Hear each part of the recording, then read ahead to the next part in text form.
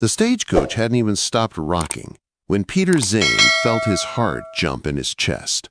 The wind tore across the Cheyenne stage depot like it wanted to rip the world apart, but that wasn't what made his breath catch. It was the woman stepping down from the coach with nothing but 2 worn carpet bags and a look in her eyes that told him she had already survived more than most people ever would. He had paid $5 for a bride. 5 real, hard-earned dollars scraped together through 2 bitter winters, one that took his wife and another that nearly took his farm. He thought he knew exactly what he was buying. A stranger, a helper, someone to keep the house warm while he fought to keep the land alive. But the moment she looked his way, he realized he didn't know anything at all. "You, Peter Zayn?" she asked. He nodded. "I am." "You must be Geneva." "Geneva Vaughn," she said, her voice steady even though her hands were tight at her sides. He reached for her bags. She let him take them without a word, and they walked to his wagon through the cutting wind. Peter expected awkwardness. He expected her to shrink into herself or look away. But Geneva climbed up beside him with a dignity he couldn't explain. She didn't hide from the cold. She didn't tremble. She only asked, "How far to your farm?" "About an hour west," he said. "Then we best get going." Lights falling fast. As they rode, Peter found himself speaking more than he meant to. Her quiet questions opened something in him. He told her about the drought, the cattle he'd buried, the bank letters he'd stopped reading, the wife he'd lost 2 years before. He didn't know why he told her these things. Maybe it was the way she listened without judging. Maybe it was because he hadn't spoken honestly in so long. When they reached the small cabin and barn tucked into the Wyoming hills, he helped her down. "I have a spare room," he said. "You can stay there until we figure things out." "You paid $5 for a wife," she said plainly, "not a house guest." He swallowed. "I didn't mean it like—" "I know," she said softly, "but I agreed to marry, so let's marry." Quote, "And so they did." Reverend Mallory came the next morning. It took 10 minutes. No guests, no celebration, just 2 hands clasped together, and 2 lonely people trying to start a life they didn't fully understand yet. After the Reverend left, Geneva rolled up her sleeves and asked where he kept the flour. She cooked cornbread and beans. She worked like someone who had been working her whole life. When she spoke again, it was quiet, almost careful. "I am not looking to replace anyone." "I know you lost someone." "Her name was Clara," Peter said. "I am not Clara," Geneva answered, "but I do not give up easy." The days settled into a rhythm. A cold wind blew across the plains, but inside their small home, something warmer began to take shape. Geneva woke early, worked hard, and never complained. She mended the roof with him, helped birth a calf, chased a coyote away with nothing but a rifle and grit. But sometimes, late at night, Peter heard her crying behind her bedroom door. He never asked why. Then came the boy. Peter found him near the north pasture, barefoot and holding the hand of a smaller girl. The boy looked about 8, the girl maybe 5, their clothes torn, their faces hollow. "Where are your folks?" Peter asked. The boy lifted his chin. "Gone." He brought them inside. Geneva wrapped the girl in a quilt, fed them warm soup, and rubbed their hands until color returned. Later, the boy spoke. "My name's Henry. This is Hope. Ma died 3 weeks ago. Pa left last summer. We were trying to get to Casper. Hope got tired. Then we saw your barn." Peter looked at Geneva. Her eyes softened. "They can stay," she said. No hesitation, no doubt. That night, Geneva tucked Hope into the small bed she herself cried in. Then she sat by the fire beside Peter. "I was not abandoned," she said quietly. "I left. My father drank. My mother begged me to run before he sold me off, so I ran." Peter didn't say a word. He simply took her hand, and she didn't pull away. From that night on, something shifted in the house. Geneva cooked for 4 instead of 2. Peter taught Henry how to feed the animals. Hope sat in Geneva's lap while she sewed patches onto her torn dress. The silence in the cabin changed. It wasn't heavy anymore. It felt like hope had roots now, like it was settling into the floorboards. One evening, Geneva leaned her head against Peter's shoulder. He didn't move away. Her hand found his, and he closed his fingers around hers without thinking. Outside, the Wyoming wind softened. Inside, something began to grow between them, as fragile as new spring grass and just as stubborn. For the first time in years, Peter Zayn felt the quiet wasn't hurting him anymore. It was healing him. The frost melted fast that April, and with it came long days filled with work that couldn't wait. Peter hitched the mule at first light, but Geneva was already outside, braiding Hope's hair into 2 uneven plaits. Henry stood nearby with a feed bucket held stiff in both hands, waiting to be told what to do. "I'll take the south field with the boy," Geneva said. "You need the north side turned first." Peter nodded. "North's ready." Quote. She didn't look back as she led Henry down the slope toward the creek. The boy walked quiet, but he followed her steps like he trusted her more than the ground under him. Hope stayed by the porch, hugging the rag doll Geneva had sewn for her out of scraps. By noon, the sun was hot enough to sting. Peter leaned into the plow as the mule steadied the rows. Every few minutes he found himself glancing toward the far field, wondering how Geneva and Henry were doing. He didn't see them again until dusk.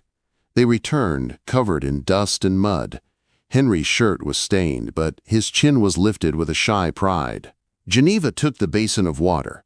Peter set out and washed her hands without a word, then passed it to the boy. That night at supper, the 4 of them sat around the table. The only sound was the clink of spoons against bowls until Henry spoke softly. "I helped her dig a whole row today." Peter nodded. "You did good." Geneva didn't smile, but her eyes said she agreed. After supper, Peter walked the fence line with a lantern. The wind pushed against him, but he needed the quiet. Needed space to understand the strange, warm pull he felt whenever Geneva's eyes met his. He was checking the corner post when he heard her boots in the grass. "You always work this late?" she asked. "Land don't care what time it is." She stood beside him in the lantern glow, arms crossed against the cold. They didn't look at each other, but something steady beat between their breaths. "We can trade days," she said. "One of us works the field. One stays near the kids." "You think they'll stay long?" he asked. "They don't have anywhere else," she said. He nodded. The truth of it sat heavy in his chest, but it felt right. Then she asked, "Did you love her?" He knew who she meant. Clara. "Yeah," he said. "I did." "You miss her every day?" He hesitated, eyes on the fence rail. Not every day anymore. She didn't answer. She didn't need to. They walked back with only inches between them. And when her shoulder brushed his, neither stepped away. The next morning he found her standing in the yard, sleeves rolled, face turned to the early sun Henry chopped kindling. Hope drew shapes in the dirt. For a moment, Peter let himself imagine this wasn't temporary, that none of this would disappear the way life had taken Clara from him. Later that week, Geneva returned from town, with a hen tucked against her side and a folded letter hidden in her waistband. She handed Peter the hen, but held the letter tight. When she opened it inside, she didn't speak. She simply folded the paper and fed it to the stove flames. "Something you want to tell me?" he asked quietly. "No," she said. "Not anymore." That night she stood on the porch with her arms folded, staring at the dark fields. "You all right?" he asked. She didn't turn. "That letter was from someone who thought they still had a say in my life." "And?" Peter asked. "I didn't answer," she said. He nodded. "Good." She looked at him then, something raw and new in her eyes. "You ever think about leaving?" "Used to," he said, "but I'm glad I stayed." The quiet stretched between them. Not heavy, not uncomfortable, just full. The next morning she handed him a packet of sunflower seeds. "For the porch," she said. "Hope likes watching bees." He dug the soil with his hands. She pressed each seed into the earth. They worked slow and close, their hands brushing in the dirt. When they finished, she looked up at him with something that made his heart beat harder than work ever could. She came here to stay, he realized. Not just for shelter. Not because she had nowhere else to go, but because something here felt like home. June brought storms. One night, the barn roof leaked hard, and he ran out to fix it. Geneva was already there, standing on a stool with canvas in her hands. "You'll fall," he warned. "Then catch me," she said. He did catch her, not because she slipped, but because when she climbed down, she didn't step away. His hands were at her waist, hers at his shoulders. Neither spoke, but everything was said in the quiet. After that, the space between them felt changed. Not rushed, not forced, just waiting. Then her brother came. A man rode in on a dusty horse, rifle slung across his back. When he dismounted, his eyes went straight to Geneva. "Looking for a woman," he said. "Goes by Geneva Vaughn." Geneva stepped forward. "Thomas." "You got my letter," he said. "I burned it." He nodded. "Ma died. Pa's gone. I didn't come for trouble, just work." Geneva looked at Peter. Peter looked at her. "Your call," he said. She swallowed. "You can stay 2 days. Then keep going." Thomas slept on the porch. He ate alone. He worked with Peter, but didn't speak much. On the second night he left, leaving a folded note that Geneva burned without opening. "I'm done carrying their weight," she said. Peter stood beside her as the flames took it. The next Sunday they walked to the small grave where Clara rested. Geneva placed a marigold beside the stone. Peter placed his hand over hers. She looked at him, her eyes soft but steady. "I want this life to be mine. Not borrowed, not bought, chosen." He squeezed her hand. "Then choose it." "I already did," she said. He pulled her into his arms. She didn't resist. She didn't tremble. She fit against him like she had been meant to be there all along. That night they didn't sleep in separate beds. And for the first time since Clara died, Peter didn't feel haunted by the past. He felt pulled toward the future. Summer rose slow that year, warm and bright, the kind of days that made the whole valley smell like new earth. The barley grew tall and green. Hope painted with crushed flowers on scraps of old muslin. Henry learned how to mend saddle straps and sharpen tools. And Geneva moved through the cabin with a softer, steadier grace than Peter had ever seen in anyone. But everything changed the day she sat on the porch steps, shelling peas, and said it out loud. "I'm late." Peter froze halfway across the porch, the cradle he'd been carving resting against his knee. He didn't touch her, didn't reach. He just looked at her face, calm, scared, brave all at once. "You all right?" he asked. She nodded. "I think so. It's early." He knelt beside her. Nothing in him felt like fear, only a strange, overwhelming warmth. "We'll take care of it," he said. "All of it." Her hands relaxed. She breathed again. "I know." Quote, "From then on, everything changed, but nothing did. They still tended the land, still cooked meals, still watched the children grow, but Peter moved closer to her now, walked slower beside her, kept an arm ready when she climbed the porch steps. Geneva didn't ask for help, but she didn't refuse it either. By midsummer, her belly rounded gently beneath her dress. She laughed more, ate more, slept curled against Peter's side with her hand tucked beneath his. The kids changed too. Henry took on the heavy chores without a word. Hope began placing little wildflowers on the windowsill every morning. The house felt fuller, warmer, like it was breathing with them.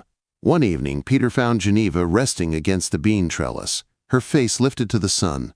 "You all right standing?" he asked. "Just tired," she murmured, "but it's a good tired." He helped her sit in the shade and finished the picking himself. When he brought her the full basket, she looked at him the way the earth must look at the rain, quiet, grateful, knowing it was safe to bloom. Later that night, when the children slept, he handed her a folded paper. "What's this?" she asked. "Look." She opened it carefully, and her breath caught. Her name was printed there beside his. The deed. "I asked the Reverend to file it last time I was in town," he said. "Farm's yours, same as mine." She folded the paper slowly, like it was something holy. "We'll keep it safe," she whispered. By harvest, the barley stood waist high. golden and proud. Geneva moved slower now, holding her belly with both hands when the baby kicked. Hope drew pictures for the new child. Henry carved a wooden horse. Peter built a second cradle. Then, one cold October night, it was time. Geneva gripped the bed frame, her breath sharp.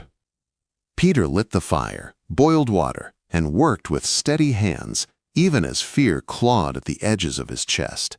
She didn't cry out. She didn't complain. She fought like she fought everything, with quiet strength. And then a thin, furious cry broke the air. A boy. Tiny, red-faced, squalling like the world had offended him. Peter held him only for a moment before laying him on Geneva's chest, her hands curled around the baby as if she had known him forever.